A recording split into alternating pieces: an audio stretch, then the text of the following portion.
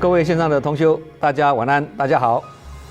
感恩大家来参加线上的读书会。今天晚上我们读书会的主题是“君子寂寞事而民不称”。这句话是孔子说的。这个疾呀，就是疾病这个疾呀，是担心或害怕的意思的。那末世呢？这个末就是没有的没了，但是要念末。末世是临死的时候了，快要死的时候了。最后这个民不称啊，用在这个地方不能念称，要念称啊。那念称就变成君子希望别人呢称赞他，哦，称颂他，那这样就不是君子的涵养跟格局的嘛。啊，念称啊，就是很配称啊，台语叫做锦树培啦啊，这个意思啦。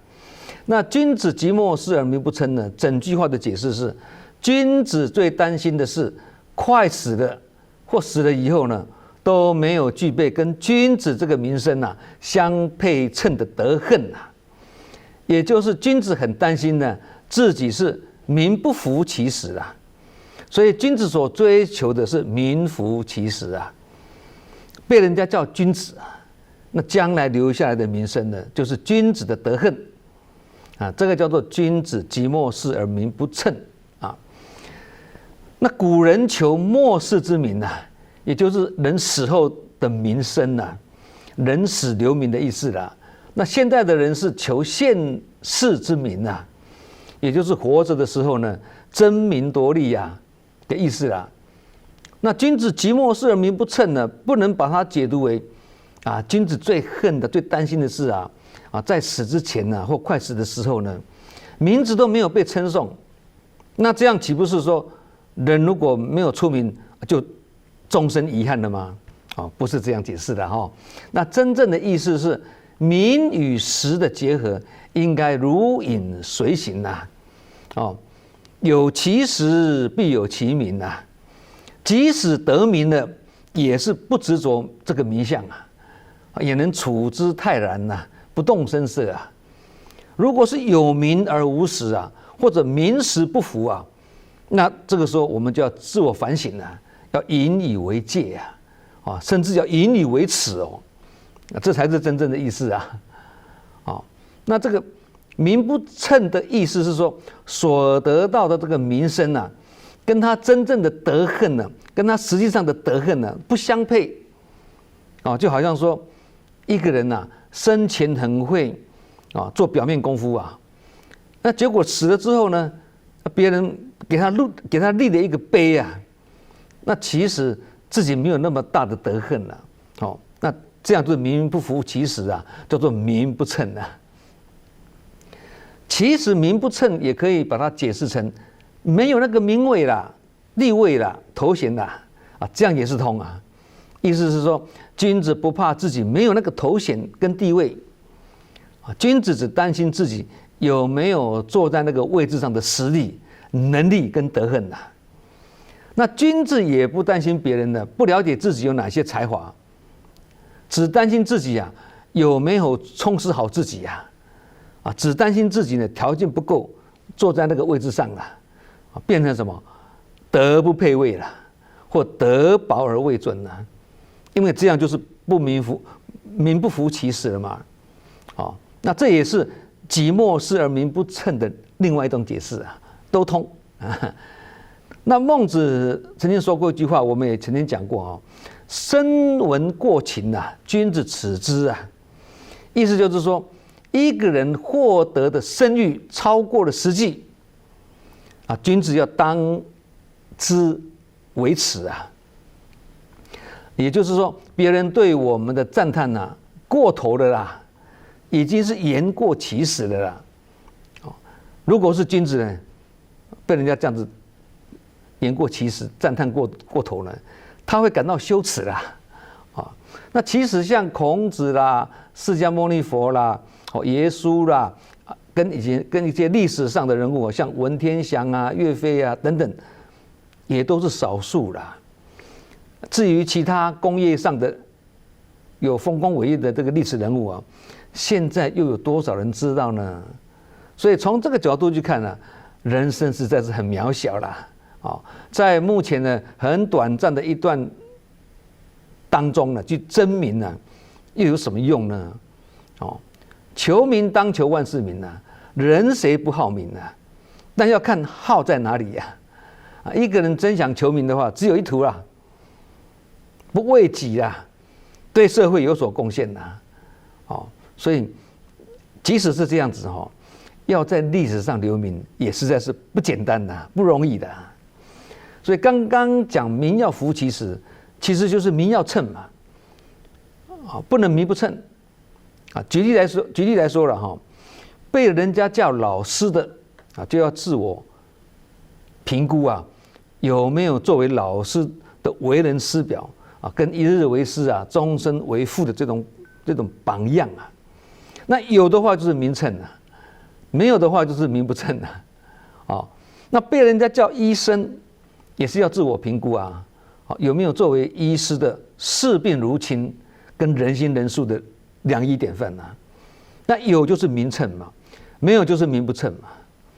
那所以民医不一定是良医啦，民医易找，良医难求啦。那不是良医的话呢，那就是民不称同样的道理在学佛的团体里面呢，年纪大一点的都会被称呼为师姑师伯那这也是要我们自我检视是否具备有长者风范的人品典范有就是民称没有就是民不称那把它用在领众也是通被人家叫什么长什么长的甚至被叫师父的也是一样更是叫一日三省吾身有没有德跟缘具足呢？有才能够以德服人嘛，以缘聚众也才能度化众生这样就叫做民称。那没有的话呢，就难以服众，难以领众这样就叫做民不称虚有其名的意思了。那其他被人叫长官前辈先进主管领导等等，甚至被叫爸爸妈妈阿公阿嬷的，也都一样的道理的这句君子即墨视而民不称都非常的适用，放诸四海皆准我们来讲讲看，教师即墨视而民不称，医师即墨视而民不称君臣即墨视而民不称等等，念起来也都很顺口古代齐国政治不安定所以齐景公就请教孔子要怎样去治理国家啦。那孔子就回答他说君君臣臣父父子子意思就是说，君王要尽君王的本分，臣子要尽臣子的本分，那父亲要尽父亲的本分，子女要尽子女的本分。换句话说，君王要有君王的样子啦，那臣子也要有臣子的样子啦，父亲要有父亲的样子，儿子要有儿子的样子这个意思啦。那齐景公一听呢，就说得好继续说，假如君不像君，臣不像臣，父不像父，子不像子虽然是丰衣足食，我能吃得下吗？那这是孔子为这个齐景公讲这个人文的道理啦。那不论是君臣还是父子甚至是师徒师生也都一样都要能够各司其职，各尽本分套句佛家的说法啦就是你修行是你所得，我用心是我所得，个人生死呢个人了啦所以如果人能够守住君君臣臣父父子子这8个字啦，就能使个人乃至国家呢一切都能上轨道了，社会自然能够亲民安定长治久安其实这样的道理呢，把它延伸解读也是很痛举例来讲君不君，臣不臣这个君虽然指的是君王啦，但也可以把它延伸解释为公司或单位的主管或领导，也是通这样的话，一个人可能是君，也可能是臣，也可能是父，也可能是子哦，也有可能呢，同时扮演这四种角色。我们举例来说哦，更清楚啊。譬如我是一间公司的主管呐，哦，那我有我的下属啊，然而我的上面也有我的主管呐，啊，我是我主管的下属嘛，啊，同理呀，我是2个孩子的父亲，但我也是我爸爸妈妈的孩子啊，同时是太太的丈夫啊，多重角色跟身份呢在一身呐，啊，每个人都是一样多种角色。这个时候也可以拿己莫视而民不称来检视自己，来反省自己，啊，做好老板或主管的本分了吗？像不像父亲的样子？有没有尽儿子的本分？丈夫做得怎样呢？啊，这样延伸阐述呢，是不是也是很通呢？啊，这个叫做道一以贯之啊。所以人生的道理或真理啊，要广泛解读啦，啊，这个广义解释的，它才会触类旁通啊，让它道道相通啦，也才会殊途同归啊，也就是条条道路通罗马啦，啊，实在很绝妙啦。那其实正言上人也常常把道理呢广义解释哦，它不是狭隘解释哦，广义解释哦。啊，例如正言上人说，真正的斋戒啊，不是自己如数不杀生叫做斋戒哦，不去退人家的道心，不去断人家的慧命，这样也是叫做斋戒。杀生命都是杀生的啊，断别人的慧命怎么不是杀生呢？是吗？非常有道理哦。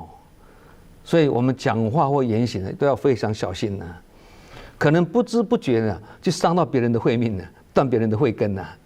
然后自己还不知道啊，其实这个就是造杀业了。好，这个就是广义解释啊。那正言上人并且说，真正的道心坚固啊，不是指自己会继续做下去，或不会退转，不是这样子而已哦，而是也要让同行的人也能够继续走下去，不退转，这样才是真正的道心坚固的解释啊。啊，像这样的开示都是把道理广义解释嘛，延伸解读嘛，啊，这样道理才会博大精深呐。好，我们再举一个例子，消业障也可以用广义的角度来解释，怎么解释呢？赞叹是帮助我们，听得很高兴，很被激励，不是吗？但是毁谤也是在帮助我们哦。再大的冤枉，都是在帮助我们消业障啊。越大的毁谤，业消的越多。能有这样子的正念，也是在为自己消业障啊。那话多不如话少，话少不如话好。其实后面可以再加上一句啊，话好不如话巧啦。最后这个话巧啊，不单单是指说，说话要很善巧、很巧妙，也是可以把它广义解读为什么？不说话，或者无声胜有声，这一种沉默是金，也是一种话巧啊。你都没有说话了，怎么还会做话巧呢？这是最高境界的说而不说啦，也就是不言之教啦，叫做无声说法啦。好，手语就是这个道理啦。手语没有讲话啊，但是我们知道它比什么意思啊。再举一个例子，得睹佛经难呐。简单讲就是说能看到佛经很难哦。不过这样的解释就不够到位了，因为现在到处都是经书啊，而且印刷的很美。尤其你电脑上 Google 一查，一大堆经文、经书一大堆，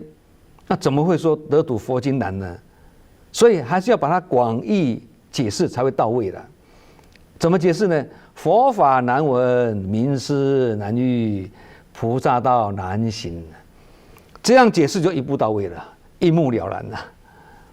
所以得睹佛经难，也可以把它广义解释为能真正去体会跟实践佛教的教理很难，而不是要得到印刷精美的经书很难。现在不只是文言文的经书多，白话文的经书也是很多把它简单解释那种的。不过看佛经跟运用佛经之间呢，还有一段很长的距离，就好像说认同跟实践之间呢，或知道跟做到之间呢，也是有很大的距离啊，道理是一样。因此不能只是看经书或背经文背得滚瓜烂熟却用不出来，这样看经书而不见佛理，叫做读死书，叫做书匠。好，另外一个道理也是一样被人家叫懒惰虫不好听但是这个懒惰虫呢，这个懒惰呢，不是单指懈怠或不努力而已而是不敢勇于尝试，不敢勇于接受考验，不敢勇于改变观念，不敢勇于突破现状，也就是常常心存得过且过啦，不做不错啦，多一事不如少一事啦，这一种消极的处事态度也是一种懒惰啦。所以这个也是懒惰的广义解释那商场啦、战场啦、道场用法之道都是一样的，因为道道相通放诸四海皆准嘛，不会说放在这里是有道理放在那个地方就没道理的，不会这样子。亘古今不变不会这样子的。那佛法生活化，把它广义解释也是这样对，也是这样的道理好，我们言归正传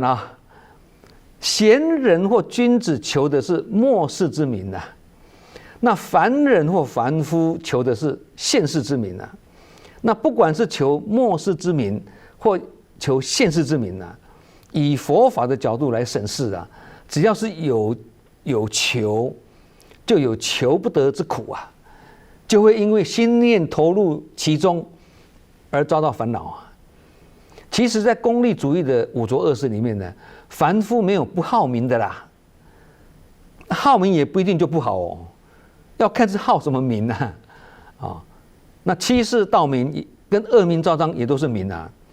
名满天下跟威名远播也是名然而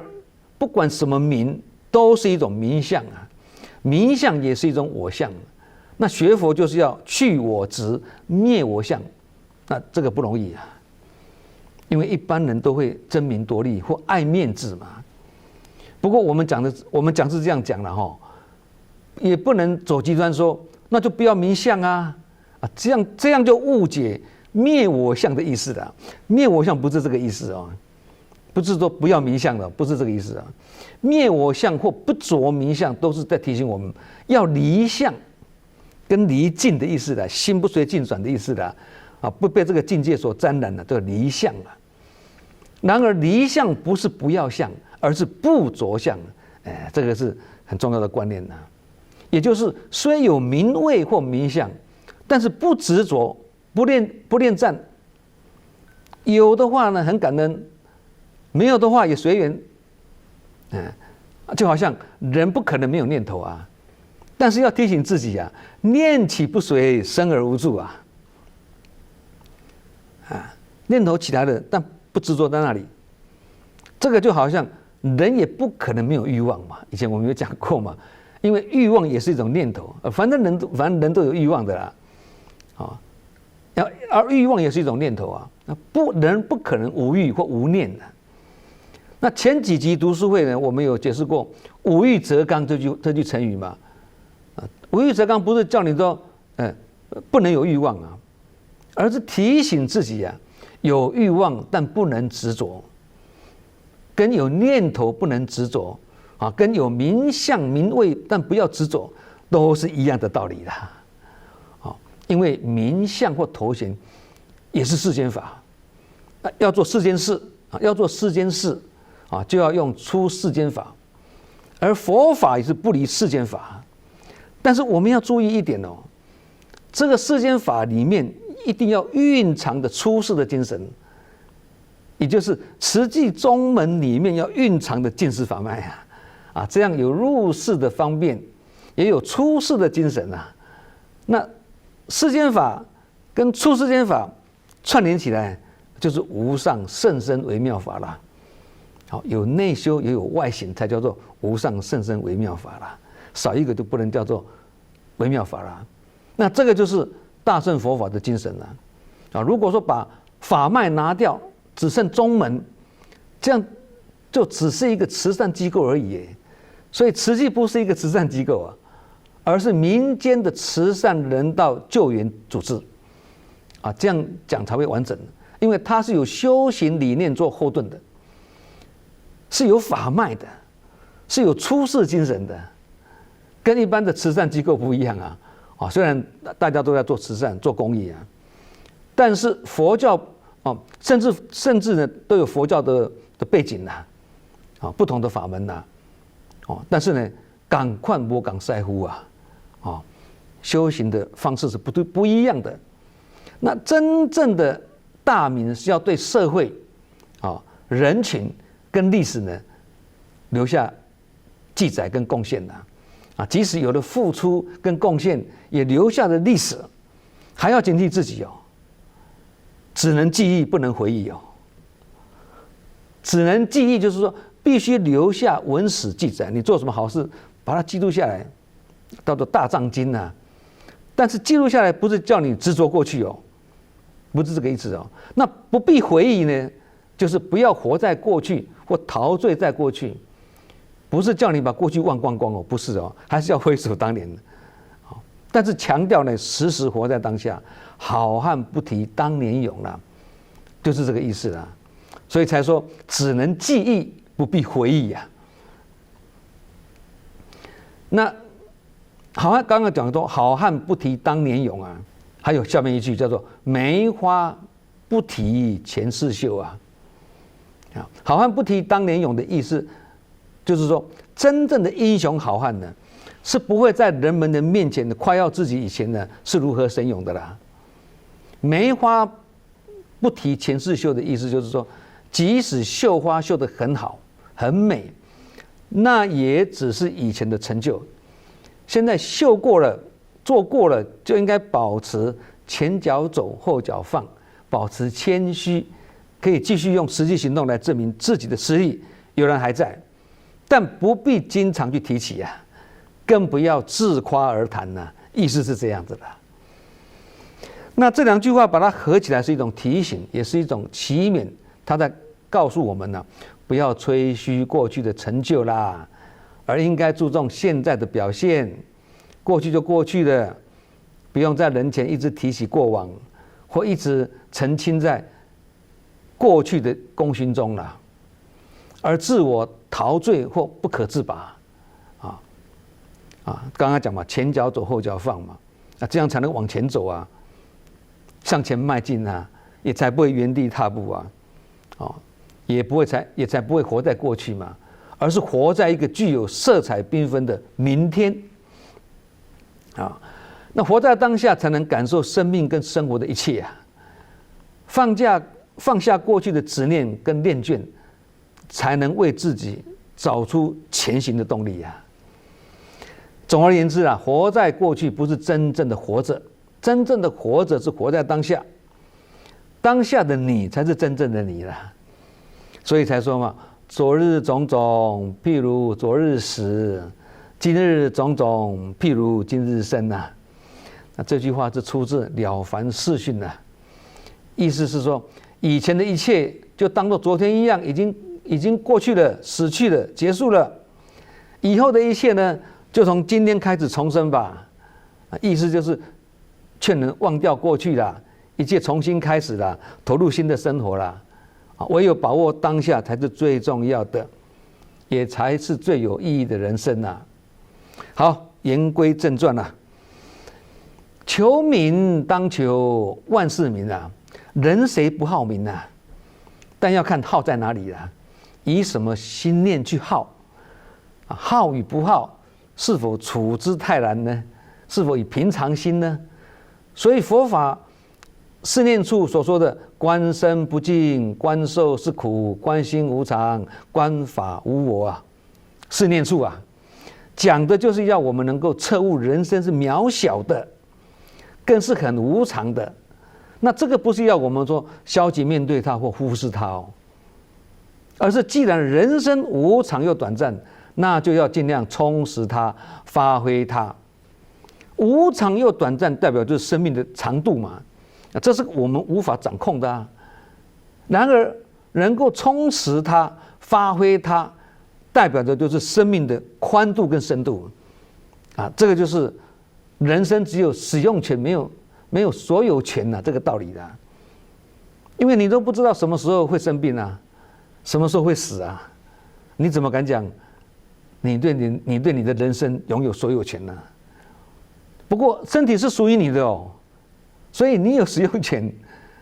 你可以使用，但不能乱用。你有责任呢，好好使用它，好好照顾它。身体要照顾好，自己才能活得健健康康、身心愉快嘛。相反的，你强害它，不好好照顾它，一旦出问题了不但自己辛苦啊，也会连累到家人，不是吗？这个也是我们每一个人的责任呢，这个叫做责任管理啦，这是很新的一个名词哦。有一些专家开始有新的见解了啊，认为把责任管理做得好，也是长寿的条件之一哦。以前我们有讲过这个主题嘛，哦，那个长寿条件排在第一位的是什么？心情愉悦啦，生活有目标啦，好的人际关系啦等等。现在还要再加上一个，就是责任管理啊，这4个都是同时排在长寿因素的第一个哦。其实要看得开，放得下，要善待自己，不要跟自己或别人过不去，等等啊，甚至要保持规律的运动跟规律的生活作息，这些都叫做责任管理呀。你要过得清安自在、心清安详的人生，这些都是要先能尽到的责任呐。该你负责的就要好好尽责，不被你负责的，你不要去扛那个责任。不该扛的责任你去扛，该你扛的责任你去卸责，这样就是乱了套了嘛。应对进退失据啦，所以要把它分清楚。所以责任也是要用心管理的，非常有道理哦。其实人生无常，人生是苦，在短暂人生的一段当中，去争名夺利，上台去镜头亮相一下，或被封了一些世俗的爵位啊，或名片上印满了头衔等等，有什么用呢？不管你是如何大名鼎鼎啦，如何的名满天下啦，如何的功成名就啦，如何的威名远播啦，100年之后没有人会记得你是谁的啦。一生下来，悄悄的来，悄悄的去，来也匆匆，去也匆匆，最后无影无踪，不是吗？随时一个无常来了，人就撒手人寰了，不告而别的啦。那